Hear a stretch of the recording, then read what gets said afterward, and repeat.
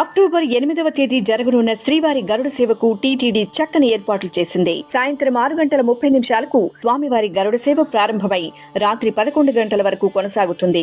గరుడ సేవ రోజున 24 గంటలు ఘాట్ రోడ్లు, నడక మార్గాలు తెరిచే ఉంటాయి. వచ్చిన భక్తులందరికీ అన్నప్రసాదం అందే విధంగా ఏర్పాట్లు చేశారు. అక్టోబర్ 7వ తేదీ ఉదయం 9 గంటల నుంచి 9వ తేదీ ఉదయం 6 గంటల వరకు ద్విచక్ర వాహనాలను ఘాట్ రోడ్లో అనుమతించారు. 400 బస్సులతో తిరుమల, తిరుపతిల మధ్యన 3000 ట్రిప్లు నడిపి భక్తులను చేరవేస్తారు. భక్తులకు వైద్య సేవలు అందించడానికి కళ్యాణకట్ట, రాంబగీచా, మాడవీధుల్లోని గ్యాలరీలలో వైద్య శిబిరాలను ఏర్పాటు చేశారు. అలాగే మొబైల్ క్లినిక్లు, అంబులెన్స్లను అందుబాటులో ఉంచారు.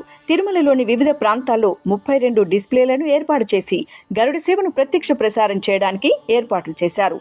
భక్తులు టీటీడీ చేసిన ఏర్పాట్లను వినియోగించుకుని శ్రీవారి గరుడ సేవలో పాల్గొని స్వామివారి కృపా కటాక్షాలకు పాత్రులు కావాలని టీటీడీ విజ్ఞప్తి చేసింది.